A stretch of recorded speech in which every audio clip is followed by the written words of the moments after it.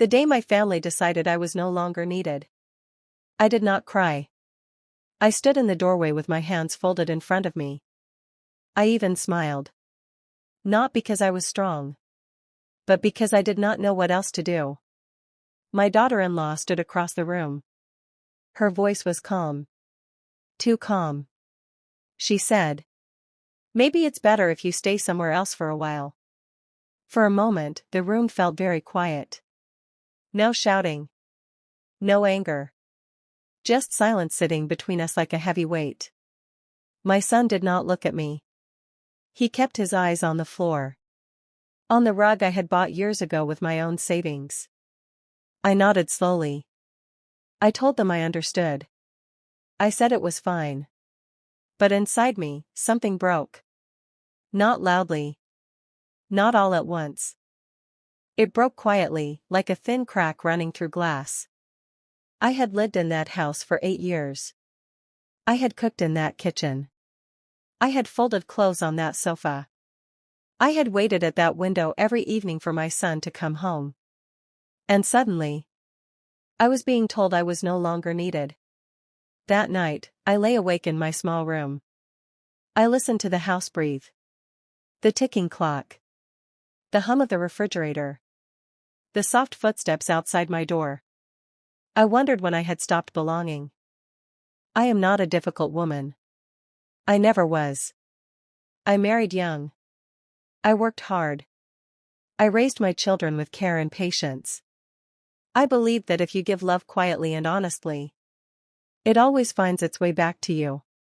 My husband passed away many years ago. After that, the house felt too big and too silent. When my son asked me to live with him and his wife, I thought it was a blessing. I told myself, this is family. This is how life goes. In the beginning, everything felt warm. My daughter-in-law smiled often. She asked me what food I liked. She showed me where things were kept. I tried not to interfere. I stayed in my space.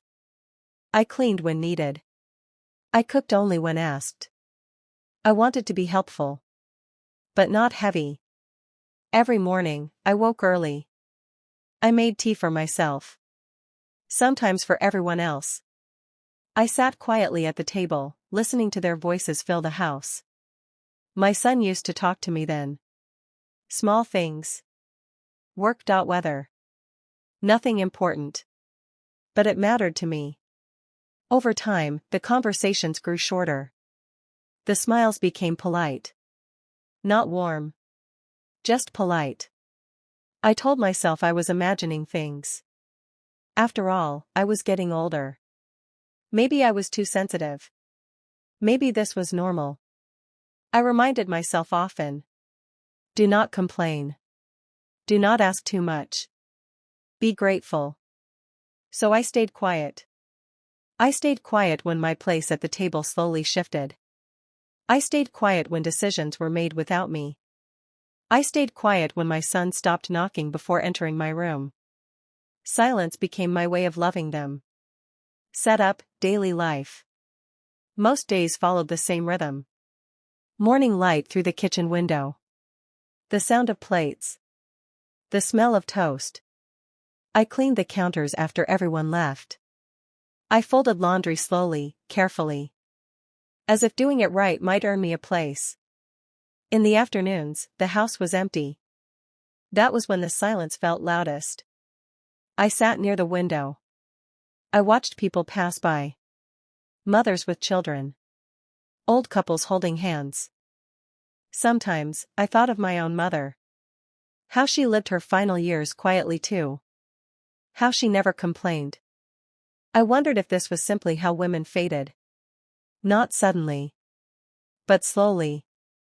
In the evenings, when they returned, I tried to look busy. Useful. Do you need help? I asked once. My daughter-in-law smiled thinly. It's okay. I've got it. So I stepped back again. At night, I wrote small notes in a notebook. Things I wanted to say. Things I never did. I miss talking to you. I hope I am not in the way. I still want to matter. I never showed those words to anyone. Set up, emotional undercurrent. There were moments when I felt the distance clearly. Like the day I forgot where I put the keys. My daughter-in-law sighed. Not loudly. Just enough. Or the time I repeated a story. She said. You already told us that. Her voice was not unkind. But it was tired. Each small moment stacked on the next. Like stones. I carried them quietly inside me. I told myself love changes shape. I told myself families grow in different directions. Still, at night, I wondered if anyone would notice if I wasn't there. Transition to rising conflict, soft. Looking back now, the signs were always there. Not in loud arguments. Not in cruel words. But in what stopped happening. The conversations. The questions. The warmth. And the day my family decided I was no longer needed did not begin with anger. It began with distance. The distance did not arrive all at once. It crept in slowly. So slowly that I blamed myself for noticing it. At first, it was little things. Meals began without waiting for me. Not always. Just sometimes. I would still be in my room, folding a sweater or reading a letter from years ago, and when I walked into the kitchen, the plates would already be half empty. Oh, we didn't know where you were, my daughter-in-law would say. I would smile and say it was fine. Because I believed it should be fine. I began eating later. Alone. I told myself I liked the quiet. But silence tastes different when it is chosen. And when it is given to you. My son stopped asking me how my day was. Not because he was cruel. Because he was busy. Busy became the word that explained everything. Busy meant no time to talk. Busy meant no time to notice. Busy meant no time to see me growing smaller inside the same house. Sometimes, I stood in the kitchen doorway, listening to them talk in the living room. They laughed softly. They planned weekends. They spoke about places they wanted to go. I waited for my name to appear in the conversation. It rarely did. I told myself I was being unreasonable. They were building their life. I had already lived mine. That thought comforted me for a while. Then it began to hurt. One afternoon, I overheard my daughter-in-law on the phone. Her voice was low. Careful. She's not difficult, she said. She's just, always there. Always there. I stood very still. I held my breath. I knew she did not mean harm. But those words stayed with me. Always there. I wondered when my presence had turned into a problem. I started spending more time in my room. I cleaned it twice a day. Not because it needed it. Because it gave me something to do. I folded my clothes neatly. I lined up my shoes. I made my bed so smooth it looked untouched. Some days, I sat on the edge of it and watched the light move across the wall. Time felt slow then. Heavy. I stopped asking questions. I stopped offering help. I learned how to disappear politely. There was a Sunday lunch that stays with me. Family was invited. My daughter-in-law's relatives. People I did not know well. I helped prepare the food. Chopped vegetables. Washed dishes. When everyone sat down, there were not enough chairs. Someone laughed. Oh, we forgot one. My daughter-in-law looked at me. Just for a second. I think Mom can eat later, she said. She doesn't mind. Everyone nodded. No one argued. I smiled again. That same smile I had learned to use. Inside, I felt hollow. I ate alone that day. Standing in the kitchen. Listening to laughter echo down the hallway. I told myself not to feel sorry for myself. But that night, I cried quietly into my pillow. So quietly that no one heard. My son noticed changes in me. Not the big ones. Just the small ones. "You're very quiet these days," he said once. I shrugged. "I'm fine." He nodded and returned to his phone. That was the moment I realized something important. People believe you when you say you are fine. Even when you are not. Especially when it is easier for them. The house began to feel unfamiliar. Things moved. Drawers rearranged. My belongings shifted to smaller spaces. One day, I could not find my favorite mug. The one with the small crack near the handle. "Oh, I threw that away," my daughter-in-law said. "It was old." I nodded. Everything old seemed easier to let go of. There were nights when I remembered my husband. How he used to listen. How he noticed when I was quiet. If he were alive, he would have seen this coming. He would have said something. But he was gone.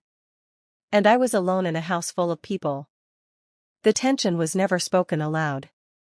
It lived in pauses. In glances. In sighs that were too soft to confront. I felt like a guest who had stayed too long. Every morning, I wondered if today would be different. Every night, I felt a little more certain it would not be. The first time my daughter-in-law mentioned space. She said it gently. "I think we all need a little breathing room," she said. I nodded. Of course. I had been holding my breath for years. Things changed after that. My son stopped involving me in decisions. Small ones at first. New furniture. New routines. Then bigger ones. A trip planned without telling me. Guests invited without asking. I learned about things after they had already happened. One evening, I heard my name spoken sharply. "Your mother forgot again," my daughter-in-law said. Her voice was tired. Not angry. She left the light on. I stood in the hallway, listening. My son sighed. "I'll talk to her." He never did. I began making lists. Things to remember. Things not to forget. Turn off lights. Close doors. Stay out of the way. I followed those lists carefully. Still, the distance grew. There was a quiet argument one night. I was not meant to hear it. But walls are thin. "We can't keep living like this," my daughter-in-law said. There was a long pause. Then my son spoke. "I know." Those two words felt heavier than shouting. That night, I did not sleep. I stared at the ceiling and counted breaths. I wondered what living like this meant. I wondered if I was the this. In the following weeks, my daughter-in-law became polite again. Careful. After those words were spoken, no one moved. The clock on the wall ticked softly. Each sound felt louder than the last. I looked at my son. I waited for him to say something. Anything. He did not. In that silence, I understood something very clearly. This conversation had happened before. Just not with me. I nodded again. The nod came easily now. Like my body had practiced it. "If that's what you think is best," I said. My voice sounded steady. Almost calm. Inside, I felt empty. That night, I packed slowly. Not because I had many things. But because each thing held a memory. A sweater my husband gave me. A photo of my children when they were young. Old letters tied with string. I folded each item carefully. As if doing so might preserve something. The house was quiet. No one came to help. No one asked where I would go. I did not blame them. Blame takes energy. And I had very little left. I stayed with my sister at first. She welcomed me kindly. But kindness is not the same as belonging. I slept in a small room. I thanked her often. Too often. I did not want to overstay again. In the days that followed, my phone stayed silent. No calls. No messages. I told myself they were busy adjusting. I told myself silence did not mean forgetting. But deep inside, I felt something else growing. A realization. Without daily responsibilities, time felt strange. Long. Unfilled. I woke up early anyway. Old habits stayed. I made tea and sat by the window. I watched the world move forward without me. People had places to go. People had reasons to hurry. I had nowhere to be.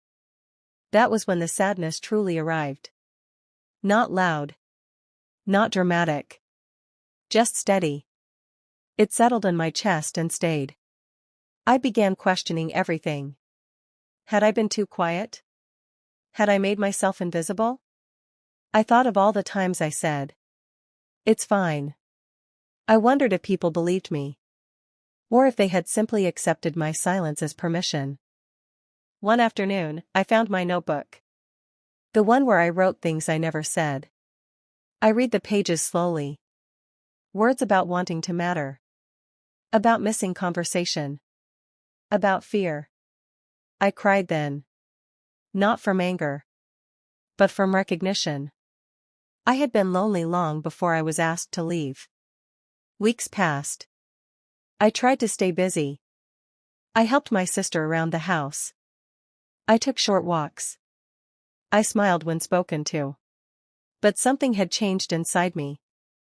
I was tired of disappearing. One evening, my son called. His name on the screen made my heart race. I answered calmly. "Hello." He sounded uncertain. "Are you okay?" Such a simple question. So late. "I'm fine," I said out of habit. Then I stopped. "I'm learning," I added. There was silence on the line. He said he was sorry. Not deeply. Not fully. But it was something. After the call, I realized something else.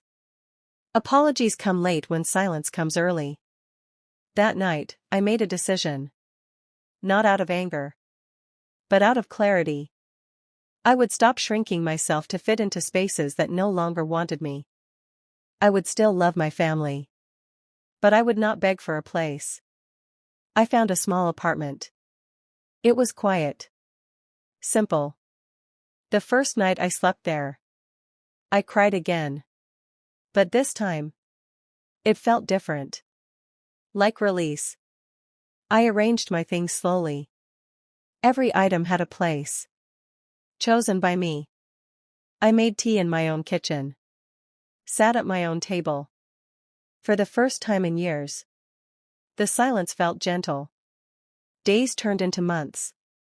I built routines. Morning walks. Reading. Writing. I learned how to enjoy my own company. Not because I had to. But because I could. One afternoon, a letter arrived. From my daughter-in-law. It was short. Careful words again. She hoped I was well. She hoped I understood. I read it twice. Then I placed it in a drawer. Understanding did not require response. Another month passed. Then another call. This time, my son's voice was different. Tired. He said things were hard. That he missed me. That the house felt quiet now. I listened. I did not rush to comfort him. Not because I was cruel. But because I was learning to listen to myself too. When he asked if I would visit, I paused. I felt the old instinct to say yes immediately. Then I remembered the door closing. "I'll think about it," I said. That pause changed everything. Time moves quietly when you stop waiting for permission. I learned this slowly. Weeks became months, and I discovered that life could be full, even without the place I thought I always belonged to. I spent mornings in my apartment, listening to birds, feeling sunlight on my face. I started writing more. Not just letters I would never send. But stories about my life. Stories about my children when they were small. About my husband, about laughter and quiet moments. About love that lives quietly, even when it feels invisible. Then, one evening, my son came to visit. I did not open the door immediately. I waited. He knocked softly. "I hope it's okay I came," he said. I nodded. "It's okay," I replied. My voice calm, steady. We sat together in my small living room. No one else was there. For a long moment, we said nothing. I studied him. He looked tired, yet there was something honest in his eyes I had not seen for months. Finally, he spoke. "I miss the house," he said. "The way it used to feel." I nodded, understanding him without judgment. "The house changes," I said softly. "People change too." He looked down at his hands. "I didn't realize how much I hurt you," he said. "Or that I didn't see you anymore." I felt the old pain surface. But this time it was not heavy. "I understand," I said. And I meant it. Understanding does not erase hurt. But it allows room for healing. We spoke for hours. Not about anger. Not about blame. About small things. About memories. About laughter we had forgotten existed. He asked questions about my days. I told him truthfully.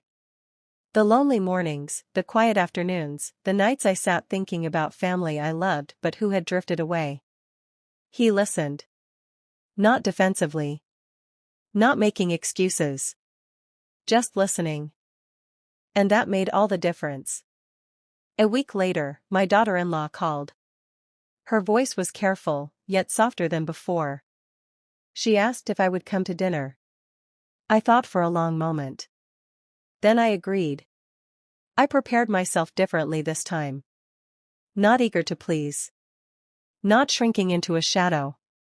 But present. Calm. Whole. When I arrived, she greeted me with a small smile. Not a triumphant smile. Not an apologetic one. Just a human smile, carrying acknowledgement. We ate together. I laughed quietly at a small joke my son made. The house felt warm, but I was not lost inside it anymore. I was me. And I belonged to myself first. After that evening, visits became easier. I was included without expectation. I participated without fear. And slowly, the house began to feel like family again, not because they had changed entirely, but because I had changed. I stopped shrinking. I stopped apologizing for being present. I let space exist naturally. And that calm strength invited others to meet me halfway. There were still quiet moments. Moments when I felt the old sadness. I would sit in my apartment and remember the day I was asked to leave. Remember the silence. Remember the polite words that hid distance. Sometimes tears came. Sometimes I smiled. I realized then. It is possible to hold both sadness and love at the same time. To feel hurt and still forgive. To be alone and still connected. I began keeping a small ritual. Every morning, I poured tea into my favorite cup. I sat by the window. I thought about life as it was. Life as it is. And life as it could be. Some mornings I reflected on my son and daughter-in-law. Some mornings I reflected on myself. I thanked them silently for teaching me something difficult. That love sometimes requires letting go. And that family sometimes needs boundaries to grow. The most important moment came one quiet afternoon. My son sat beside me. "I'm glad you're here," he said simply. No apologies. No long speeches. Just truth. And for the first time in months, I felt the weight lift. I smiled. Not the practiced smile. Not the quiet one I used to hide behind. The real one. Because I realized. Being needed is not always about space or proximity. It is about presence. Presence of heart. Presence of truth. From that day, our family grew slowly, gently. We were not perfect. We were still learning. But the quiet understanding between us was enough. I visited often. I cooked sometimes. I laughed more than I expected. I cried sometimes. And that was okay. Because I knew my place was not only in the house, but also within myself. Now, when I think back to the day my family decided I was no longer needed, I no longer feel the sharp pain I once did. I remember the moment clearly. The quiet room. The careful words. The way I smiled instead of crying. But I also remember what came after. The silence that taught me to listen to myself. The loneliness that forced me to face who I had become. The space that helped me grow into someone stronger, calmer, and more whole. For a long time, I believed love meant staying quiet. That being easy to live with was the same as being loved. That disappearing was a kind of kindness. I know now that it is not. Love needs presence. Not noise. Not control. Just presence. I learned that people cannot meet you where you never stand. And that if you make yourself too small, some will forget how much space you deserve. I do not blame my family anymore. They were learning too. We all were. Life does not come with instructions for how to care for one another as we age. How to share space. How to balance love with boundaries. Sometimes we hurt each other quietly. Without meaning to. What matters is what we do after we see the hurt. These days, my life is simpler. I wake up early. I drink my tea slowly. I sit by the window and let the morning arrive without rushing it. I visit my family often. Not because I must, but because I choose to. When I leave, I return to my own home. A place that holds me gently. A place that reminds me I am allowed to exist fully. I am not always needed. And that is okay. Because I am wanted. And I want myself. If you are listening to this and feel invisible in your own family, I want you to know something. Your worth is not measured by how useful you are. Or how quiet you can be. Or how much space you take up. You do not have to disappear to be loved. Sometimes, the hardest thing we can do is step back and let others see what life feels like without us. Not to punish them, but to remember ourselves. The day my family decided I was no longer needed was not the end of my story. It was the beginning of a different one. One where I learned to stand gently but firmly in my own life. One where love became a choice, not a sacrifice. One where I finally understood that belonging begins inside. And that has made all the difference.